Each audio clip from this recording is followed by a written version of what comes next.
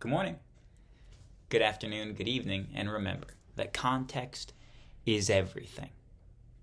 This is John Michael at Context is Everything Media Network, founder and CEO, and this is the inaugural program reading through an entire history textbook cover to cover in the Ambient classroom.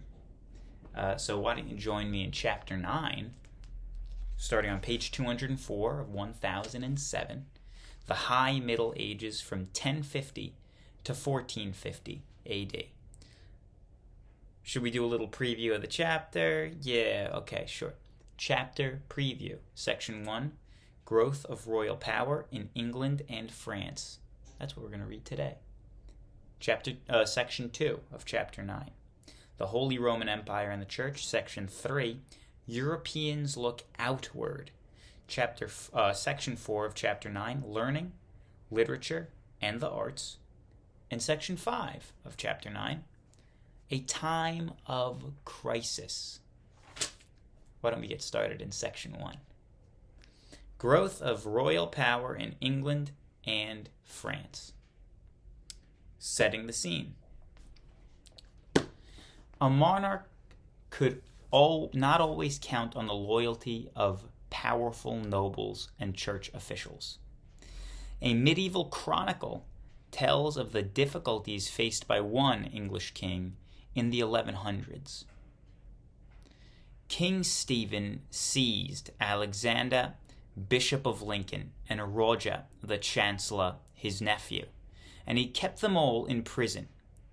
They had done homage to him and sworn oaths, but they broke their allegiance. For every rich man builds his castles and defends them against him. Him being King Stephen. So they're talking about loyalty and how difficult it is to have loyalty when you have that ultimate power. People are going to be kind of scared of you, is what it sounds like. This is from the Anglo-Saxon Chronicle. That's a quote. During the Middle Ages, monarchs struggled to exert royal authority over nobles and churchmen. Bit by bit, over many centuries, they built the framework for what would become the European nation-states of today.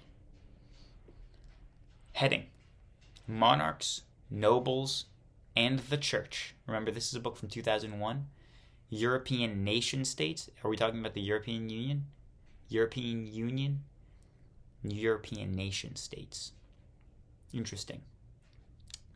Monarchs, nobles, and the church. Feudal monarchs in Europe stood at the head of society, but had limited power. While they ruled their own domains, they relied on vassals for military support.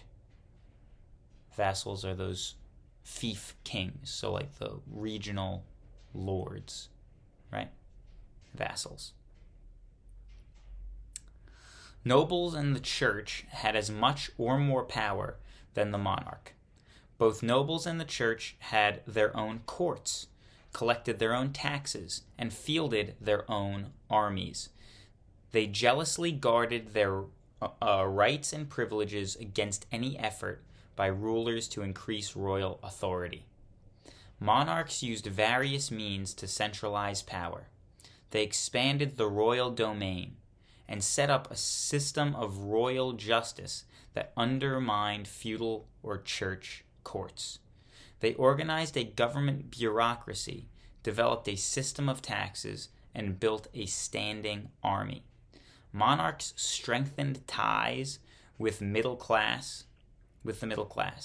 Townspeople, in turn, supported royal rulers who could impose the peace and unity that they needed for trade. Okay. In the last section, we saw the rise of the middle class with the rise of actual currency rather than a labor trade.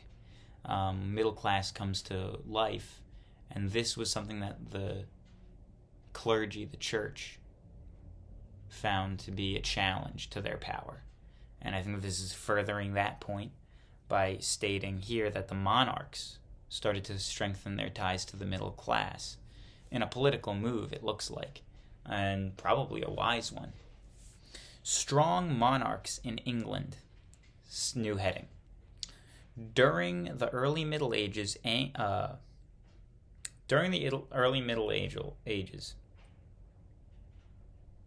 Angles, Saxons, and Vikings invaded and settled in England. Although feudalism developed, English rulers generally kept their kingdoms united. In 1066, the Anglo-Saxon king Edward died without an heir. A council of nobles chose Edward's brother-in-law, Harold, to rule. So, without an heir, meaning he didn't have a son. So he didn't have a direct descendant, which means controversy and who's going to be the new king. But Duke William of Normandy, a tough, ruthless descendant of the Vikings, also claimed the English throne. The answer to the rival claims lay on the battlefield. Norman conquests, subheading, under strong monarchs in England. Duke William raised an army and won with backing of the Pope. He then sailed across the English Channel. At the Battle of Hastings, William and his Norman knights triumphed over Harold. On Christmas Day of 1066, William the Conqueror, as he is now called, assumed the crown of England. Although William's French-speaking nobles dominated England, the country's Anglo-Saxon population survived. Over the next 300 years, a gradual blending occurred of Norman French and Anglo-Saxon customs, languages, and traditions. Okay, so William the Conqueror is the descendant of Vikings. William the Conqueror, descendant of Vikings. Growth of royal power. William exerted firm control over his new lands. Like other feudal monarchs, he granted fiefs to the church and his Norman lords, or barons, but he kept a large amount of land for himself. He monitored who built castles and where. He required every vassal to swear first allegiance to him rather than to any other feudal lord, meaning my liege. When a vassal has pure allegiance to a lord, they are the liege lord, which is somebody who you bend the knee to. To learn about his kingdom, William had a complete census taken in 1086. The result was what word is this? Doomsday Book. Pronounced Doomsday, Doomsday, spelled Domesday. The result of the 1086 census was the Doomsday Book, which listed every castle, field, and pig pen in England. As the title suggests, the survey was as thorough and inevitable as Doomsday, believed to be God's final day of judgment that no one could escape. Information in the Doomsday Book helped William and later English monarchs build an efficient system of tax collecting. Okay, so Doomsday meaning, okay, well now party's over. You're all under supervision of the government, of Big Daddy government, right? That's what they're saying. That's what it sounds like they're saying. William's successors continued to increase royal authority. In the area of finance, they created the Royal Exchequer. Exchequer, Exchequer, or treasury, to collect taxes. Into the exchequer flowed fees, fines, and other dues. Okay, so a centralized tax collection place for the country. Kind of makes sense, right? So the Doomsday Book is a book that has all of the castles, all of the fields and all that. And those taxes from those places would be collected and placed in the same place, which is the exchequer. A unified legal system. Let's move on. Subheading: a unified legal system. In 1154, an energetic, well-educated king, Henry II, inherited the throne. He brought into the system of royal justice as a ruler. He could not simply write new laws, but had to follow accepted customs. Henry found ways to expand customs into law. He then sent out traveling justices to enforce royal laws. The decisions of the royal courts became the foundation of English common law, a legal system based on custom and court rulings. Unlike local feudal laws, common law applied to all of England. In time, people chose royal courts over those of nobles or the church. Because royal courts charged fees, the exchequer benefited from the growth of royal justice. Under Henry II, England also developed an early jury system.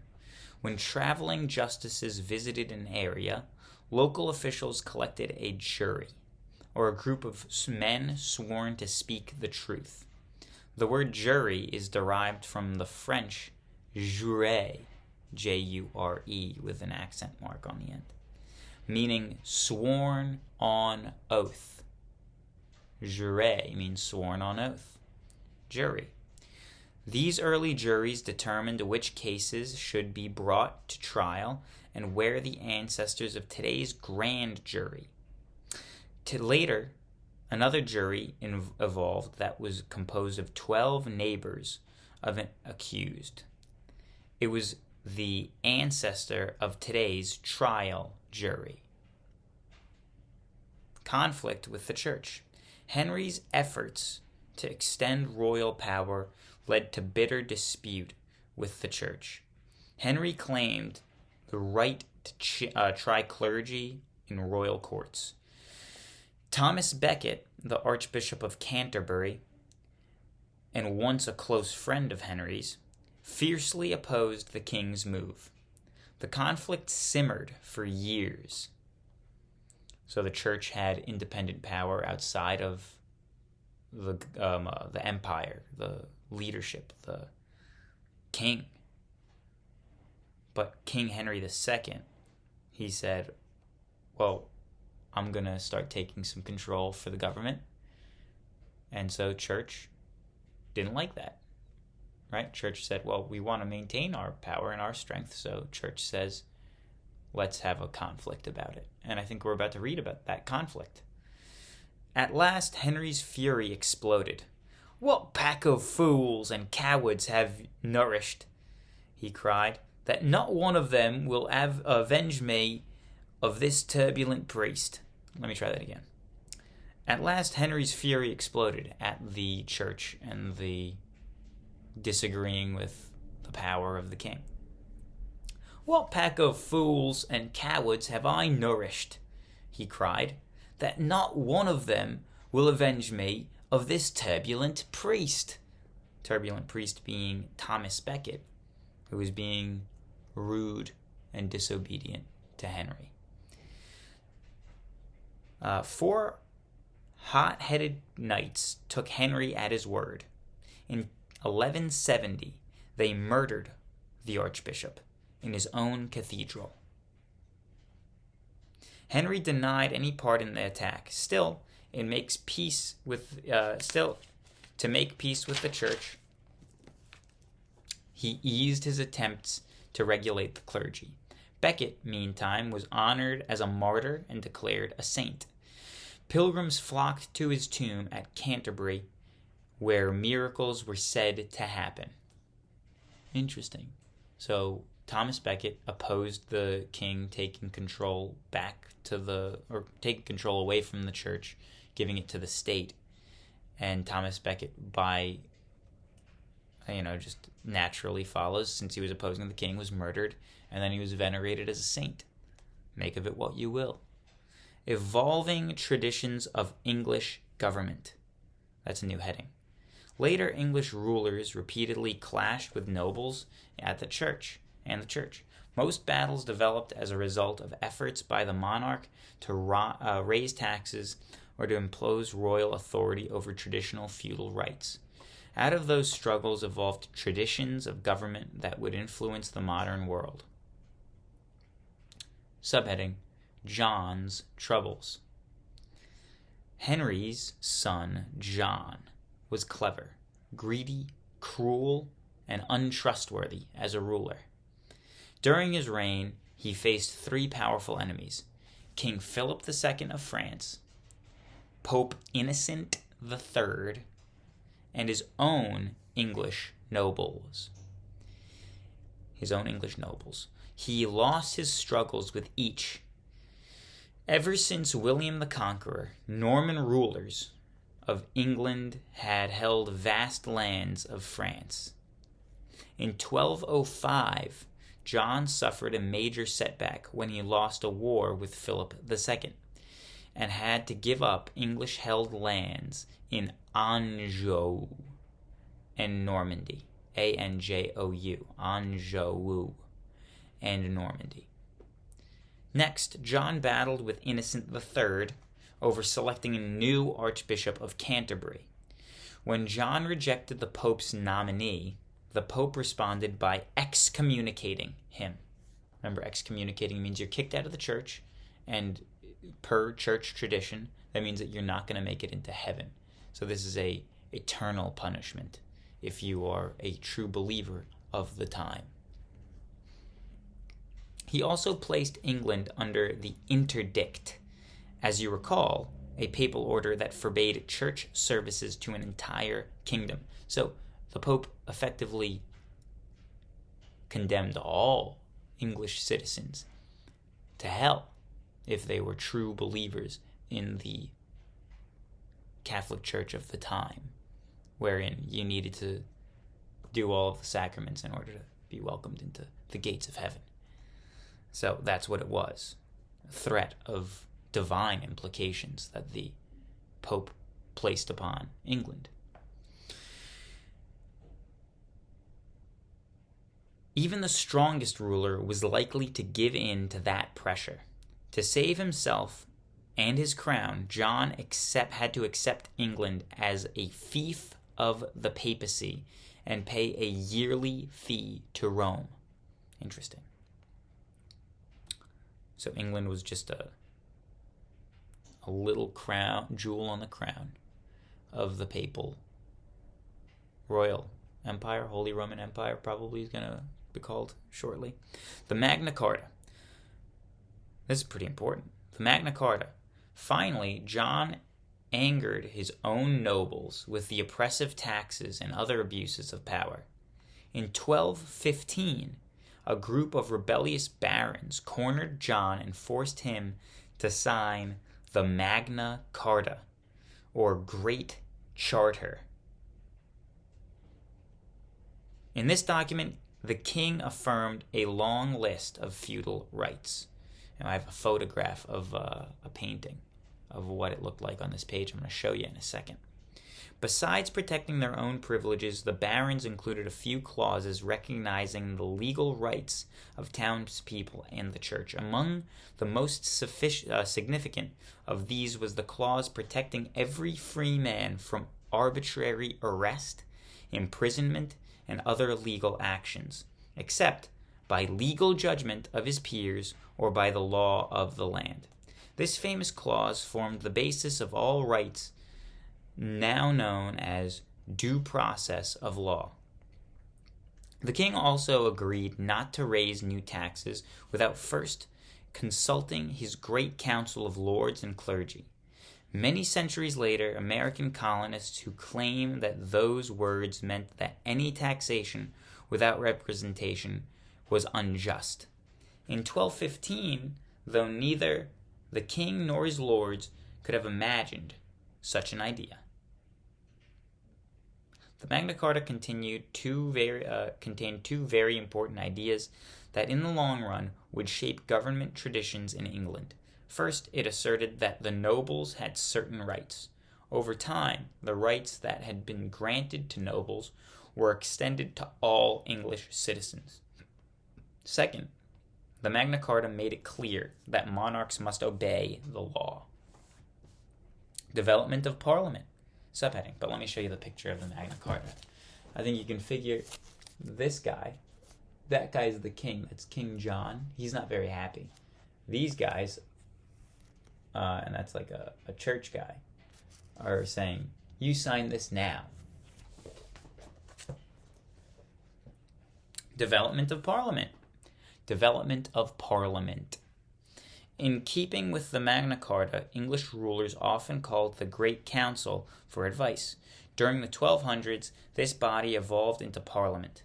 Its name comes from the French word parler, meaning to talk. As Parliament acquired a larger role in government, it helped unify England. So, parler. No, voulez-vous parler français? What is it? So parler is talk. Parliament is a group of people that talk. Interesting. Hopefully they're talking honestly. Hopefully they're being honest when they talk. In 1295, Edward the First. In 1295, Edward the First summoned Parliament to approve money for his wars in France. What touches all, he declared, should be approved by all. He had representatives of the common people join with lords and clergy. The commons included 2 knights from each county and representatives of the towns. Much later, this assembly became known as the Model Parliament because it set up the framework for England's legislature. In time, Parliament developed into 2 house body. The House of Lords with nobles and high clergy, and the House of Commons with knights and middle-class citizens. Looking ahead, subheading. Like King Edward I, later English monarchs summoned Parliament for their own purposes. Over the centuries, though, Parliament gained a crucial power of the purse. That is, it won the right to approve any new taxes. With that power, Parliament could insist that the monarch meet its demands before voting for taxes. In this way, it could check or limit the power of the monarch. Successful monarchs in France. And we're going to be going probably about 30 minutes today. This is a new heading, Successful Monarchs in France. Unlike William the Conqueror in England, monarchs in France did not rule over a unified kingdom. The successors to Charlemagne had little power over patchwork of France's territories. The successors of Charlemagne had little power over the patchwork of French territories, ruled by great feudal nobles. The Capetians,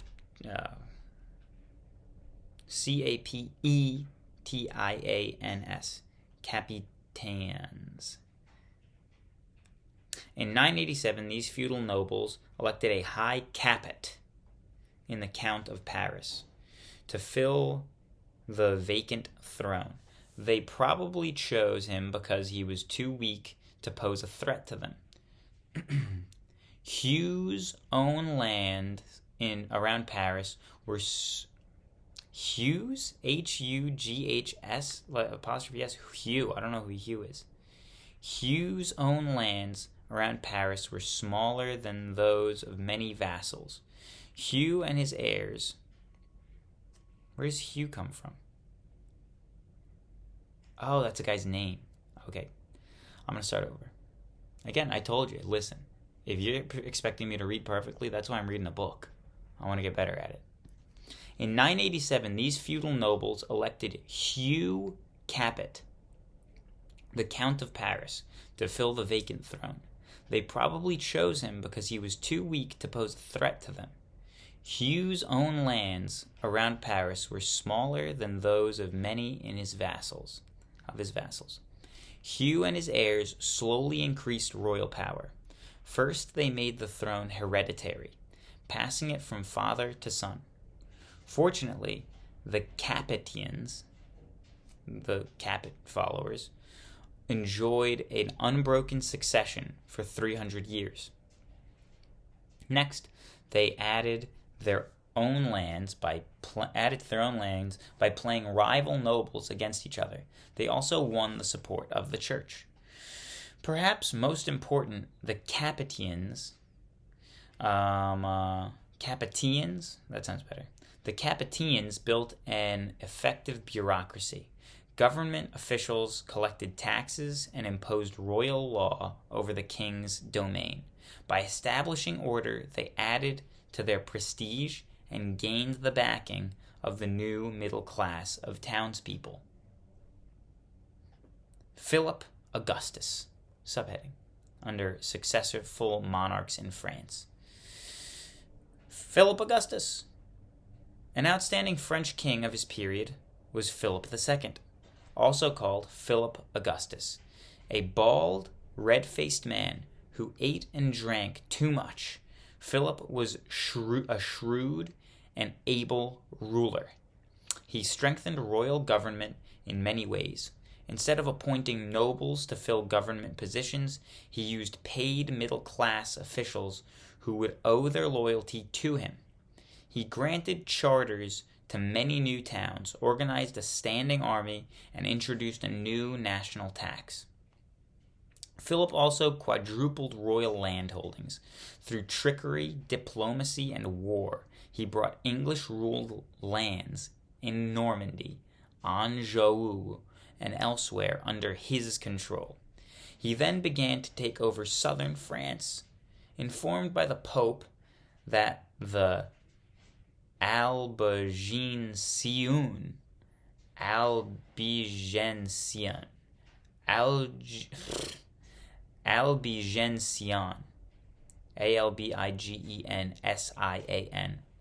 heresy. Jesus. Pardon. He then began to take over southern France, informed by the Pope that the Albigensian heresy had sprung up in the south. He sent his knights to suppress it and add this vast area to his domain.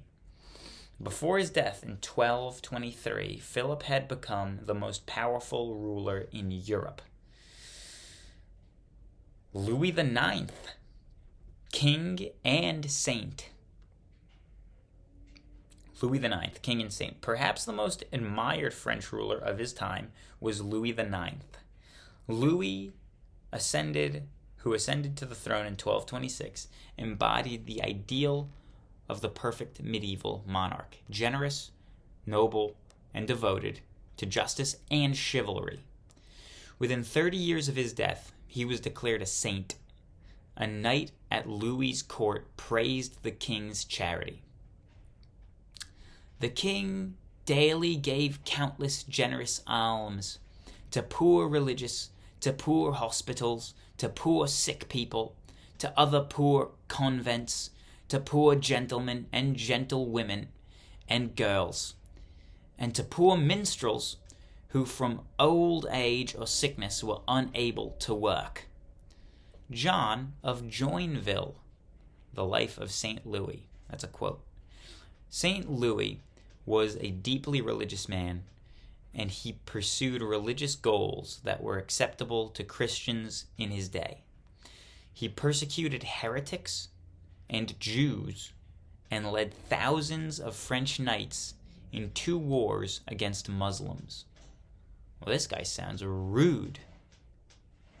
Louis did much to improve royal government. Like Charlemagne, he sent out roving officials to check out on local officials. He expanded, Charlemagne had the Mici Dominici. This guy, Louis did much to improve the royal government. Like Charlemagne, he sent out roving officials to check in on local officials. He expanded the royal courts, outlawed private wars, and ended serfdom in his lands. To ensure justice, he even heard cases himself under a tree in the royal park of Vincennes. Vignette, I'm going to call it, because it's French. His enormous personal prestige helped create a strong national feeling among his subjects. By the time of his death in 1270, France was an efficient, centralized monarchy. And we're going to go a little bit more than 30 minutes. This is the longest episode, and I think it's because I'm in my head too much, because I posted an Instagram about this, so I've shared that I'm doing this video series with people that I know, which makes me think about it a little bit more and makes me kind of mad. Philip, I'm kidding around, but I'm kind of not. Philip IV clashes with the Pope. Louis's grandson, Philip IV, ruthlessly extended royal power. To raise cash, he tried to collect new taxes from the clergy. These efforts led to a clash with Pope Boniface VIII, declaring that God has set popes over kings and kingdoms. Pope Boniface VIII forbade Philip to tax the clergy without papal consent. Philip countered by threatening to arrest any clergy who did not pay up. As their quarrel escalated, Philip sent troops to seize Boniface. The Pope escaped, but he was so badly beaten, he died soon afterwards. Shortly after, a Frenchman was elected Pope. He moved the papal court to Avion, on the border of southern France, ensuring that future French rulers would control religion within their own kingdoms. And finally, last subheading, and I'm happy to have people watching that know me. It's just, it gets in my head when I know that people are watching that know me, even if it's half of a video. The Estates General. During this struggle with the Pope, Philip rallied French support by setting up the Estates General in 1302. This body had representatives from all three estates, or classes: clergy, nobles, and townspeople. Although later French kings consulted the Estates General, it did not develop the same role that English Parliament did. It never gained the power of the purse or otherwise served as a balance to royal power. As always, context is everything. Good morning, good afternoon, and good evening. And remember, Sunday is spring forward. Or did we stop doing that? I don't remember. Cheerio.